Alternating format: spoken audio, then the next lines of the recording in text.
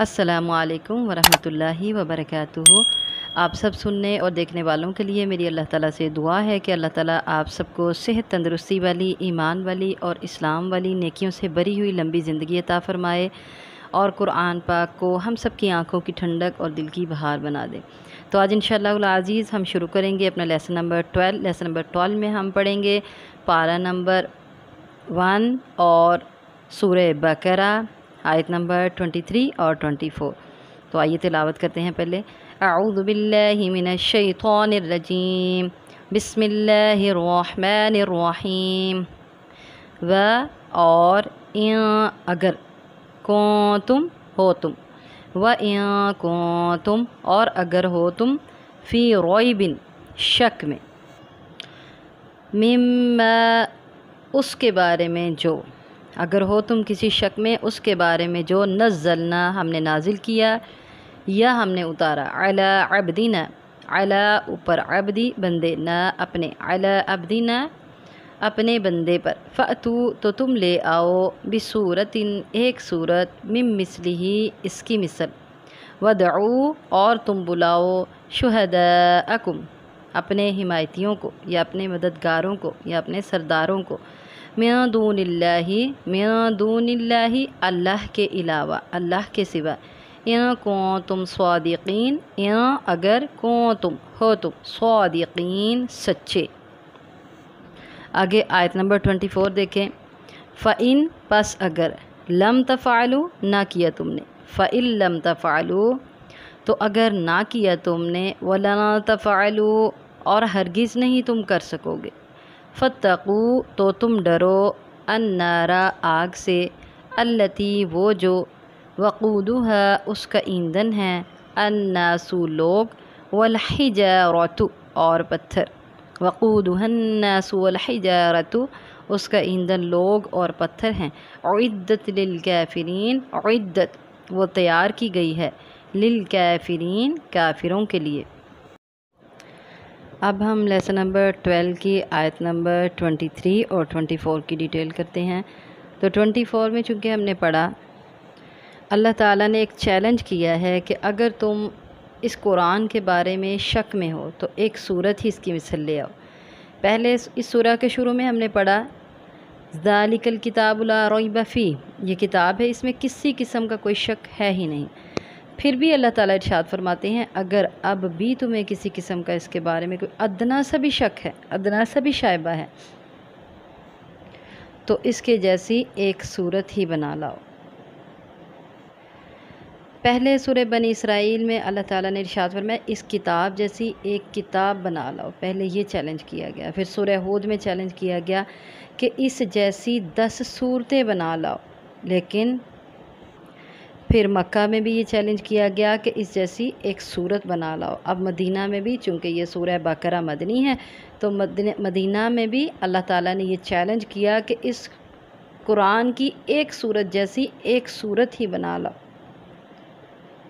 وَدْعُوا شُهَدَاءَكُم مِّن دُونِ اللَّهِ اور اپنے سارے حمایتیوں کو، سارے مددگاروں کو اکٹھا کرو۔ حمایتی، مددگار، اس سے مراد من دون اللہ اللہ کے علاوہ، یعنی اللہ کے علاوہ تمہارے انسانوں میں، جنوں میں، جہاں بھی تمہارے حمایتی اور مددگار موجود ہیں ان سب کو اکٹھا کر لو اور قرآن جیسی ایک صورت ہی بنا کے لے آؤ۔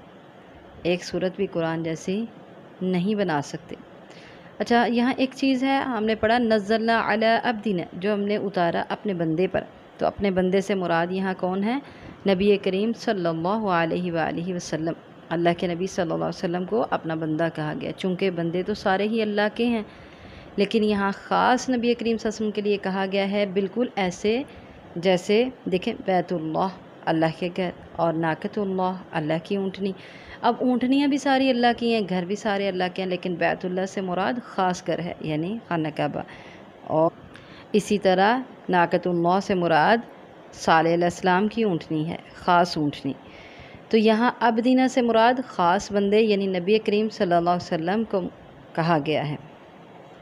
تو اللہ تعالیٰ نے یہ چیلنج کیا تمام قرآن کے مخالفت کرنے والوں کو اور سب کو جو اس میں شک میں مبتلا ہیں، اللہ تعالیٰ نے یہ چیلنج فرمایا کہ اس جیسی ایک صورت ہی بنا کر لے آؤ، ان کون تم صادقین، اگر تم سچے ہو۔ اور اللہ کے علاوہ جتنے بھی تمہارے مددگار ہیں، اللہ کے علاوہ جتنے بھی تمہارے جیسے بھی مددگار ہیں، ان سب کو اکٹھے کر لو اور سارے مل کے ایک صورت بنا لو۔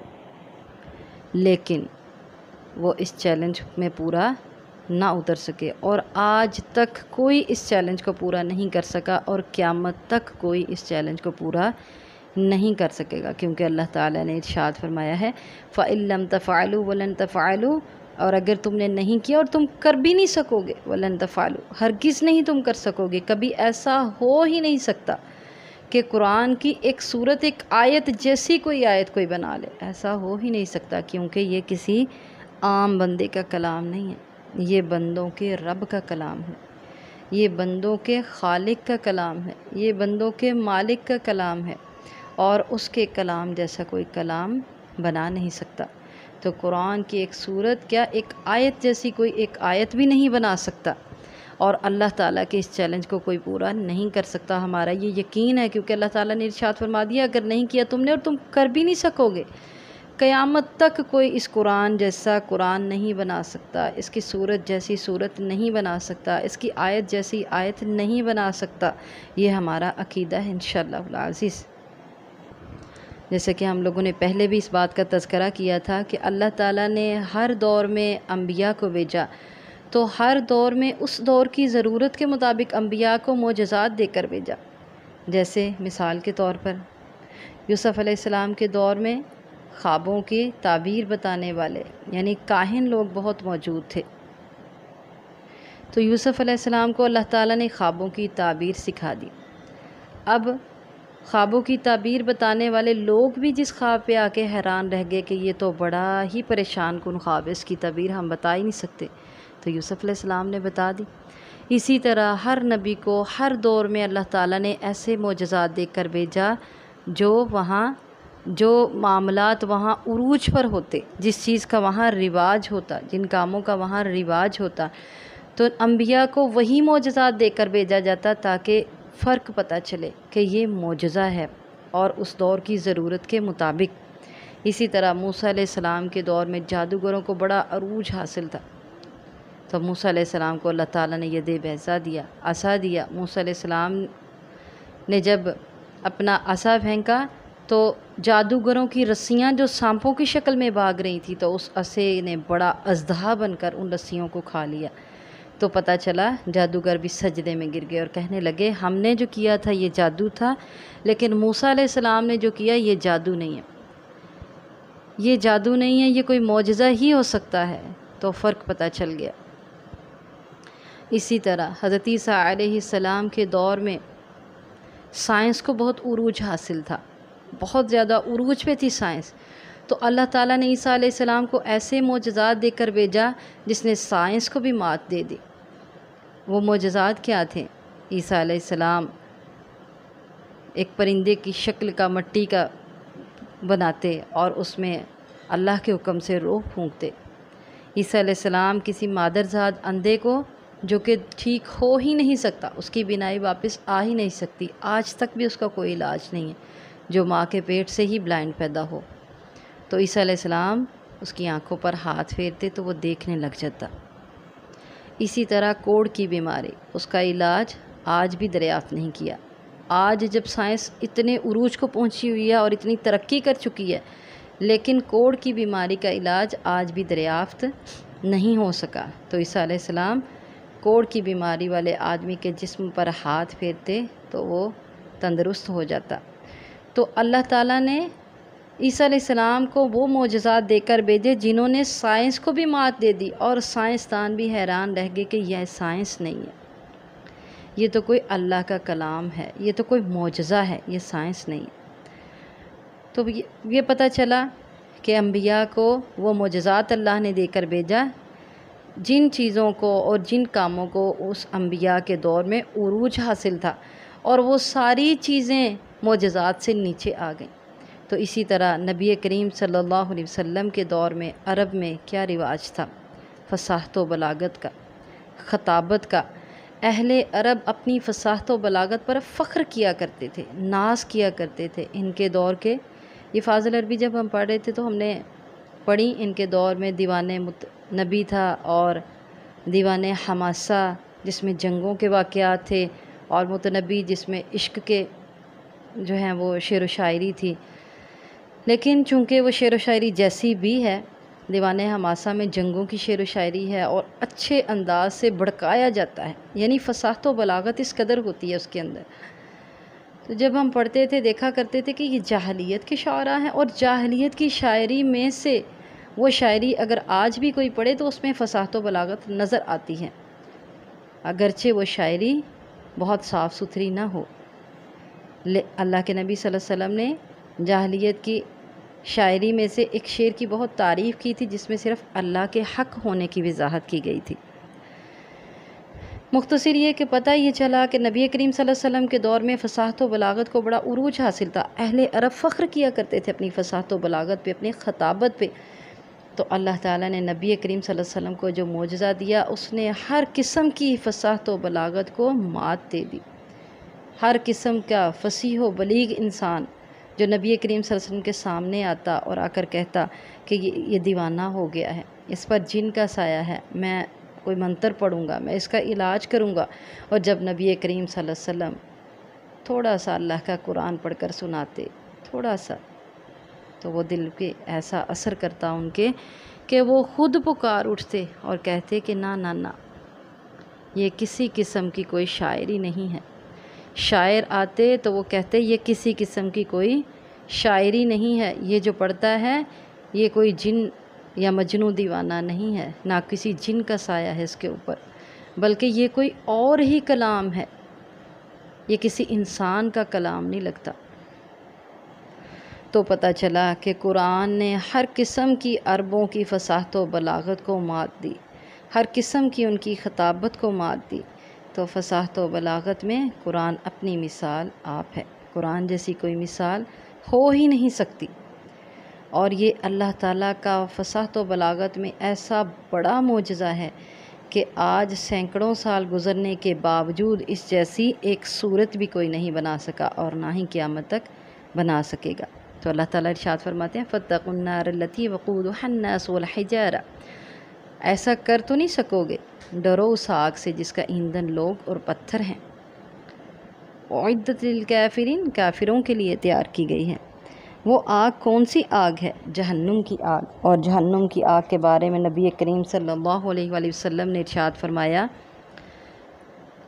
تمہاری آگ یعنی یہ دنیا کی آگ جو ہے یہ جہنم کی آگ کا 70واں حصہ ہے، اور جہنم کی آگ 69 گنا زیادہ ہے۔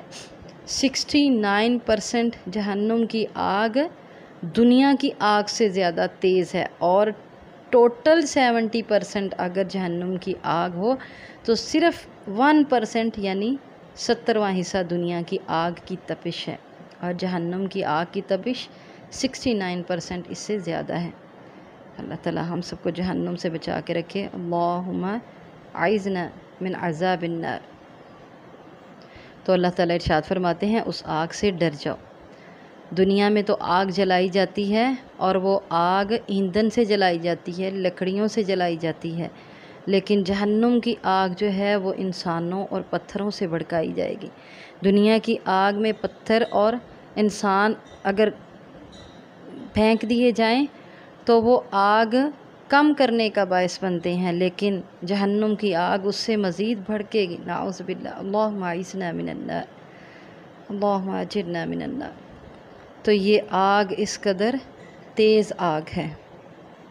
اب اس میں ڈالے جانے والے انسان وہ جو جہنمی ہوں گے، جو اللہ کا انکار کریں گے، اور اس میں ڈالے جانے والے پتھر سے مراد وہ پتھر بھی ہو سکتے ہیں جن کی پوجا کی جاتی ہے، اور گندک کے پتھر بھی ہیں، کیونکہ عبداللہ بن مسعود رضی اللہ تعالیٰ عنہ اور ابن عباس نے فرمایا کہ یہ پتھر گندک کے ہوں گے، اور اس سے مراد وہ پتھر بھی ہیں جن کو کفار پوجتے تھے۔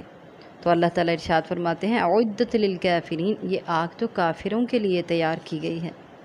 اللہ تعالیٰ ہم پر اتنا رحم کرنے والے، اتنے رحیم اور ہم ہیں کہ جہنم کی آگ کی طرف بھاگے جا رہے ہیں۔ اللہ تعالیٰ نے ہمیں بچانے کے لیے انبیاء کی آمد کا سلسلہ شروع کیا۔ اللہ تعالیٰ نے جہنم سے اپنے بندوں کو بچانے کے لیے انبیاء کو دعوت دینے کے لیے بھیجا، لیکن ہم ہیں کہ جہنم کی آگ کی طرف لپکتے جا رہے ہیں برے اعمال کر کے۔ اللہ ہم سب کو بچا لے، ہم سب کی حفاظت فرما۔ نبی صلی اللہ علیہ وسلم کی ایک بڑی پیاری حدیث یاد آئی، اس کا مفہوم کچھ اس طرح ہے کہ اللہ کے نبی صلی اللہ علیہ وسلم نے ارشاد فرمایا، میں تمہیں پکڑ کے آگ سے پیچھے کر رہا ہوں اور تم ہو کہ پروانوں کی طرح آگ میں لپکے جا رہے ہو۔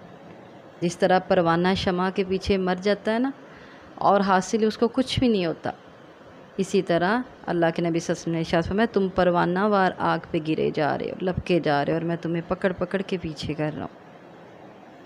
تو یہاں ایک بات یہ پتہ چلی کہ یہ جہنم کی آگ اللہ نے مسلمانوں کے لیے تیار نہیں کی، یہ جہنم کی آگ اللہ نے اعدت للکافرین، کافروں کے لیے تیار کی ہے۔ تو اللہ کی بندیوں، اللہ تعالیٰ سے بخشش طلب کرو، اے مسلمانوں اللہ سے بخشش طلب کرو، اللہ ہم سب کے گناہوں کو معاف فرما دے، اور اللہ کا شکر ادا کرو کہ الحمدللہ یا اللہ تو نے ہمیں مسلمان بنایا، اور جہنم تو تو نے کافروں کے لیے تیار کی ہے۔ اور ایک بہت پیاری حدیث نبی کریم صلی اللہ علیہ وسلم کی میرے ذہن میں آئی کہ اللہ کے نبی صلی اللہ علیہ وسلم ایک دفعہ کسی غزوے سے سفر میں تھے، تو ایک جگہ پہ پڑاؤ کیا، وہاں ایک قافلہ دیکھا راستے میں، تو ایک قافلے میں ایک عورت تھی اور وہ اپنے بچے کو وہ آگ جلا رہی تھی عورت، اور اس کا بچہ جب آگ کے قریب جانے لگتا تو وہ اس کو پکڑ کے پیچھے کر لیتی ہے۔ اور نبی کریم صلی اللہ علیہ وسلم سے اس کی جب گفتگو ہوئی تو اس نے کہا کہ اللہ کے آپ کون ہیں؟ تو آپ نے ارشاد فرمایا میں نبی کریم صلی اللہ علیہ وسلم ہوں۔ تو اس نے کہا کہ کیا ایک ماں اپنے بچے کو آگ میں ڈال سکتی ہے؟ تو نبی کریم صلی اللہ علیہ وسلم نے ارشاد فرمایا نہیں۔ تو اس نے کہا پھر اللہ تو ماؤں سے بھی بڑھ کے پیار کرنے والا ہے، وہ کس طرح اپنے بندے کو آگ میں ڈالے گا؟ یہ بات سننی تھی کہ پیارے نبی صلی اللہ علیہ وسلم نے اپنا چہرہ مبارک نیچے کیا، اور جب چہرہ اوپر کیا تو آپ زار و قطار رو رہے تھے۔ تو آپ صلی اللہ علیہ وسلم نے ارشاد فرمایا کہ اللہ تو اپنے بندوں کو آگ میں نہیں ڈالتا، لیکن صرف اس کو جو سرکشی کرتا ہے اور لا الہ الا اللہ کا انکار کر دیتا ہے، ورنہ اللہ تعالیٰ تو اپنے بندوں پر ماؤں سے بھی بڑھ کے رحم کرنے والا ہے، اس ماں سے جو ماں اپنے بچے کو آگ میں نہیں ڈالتی۔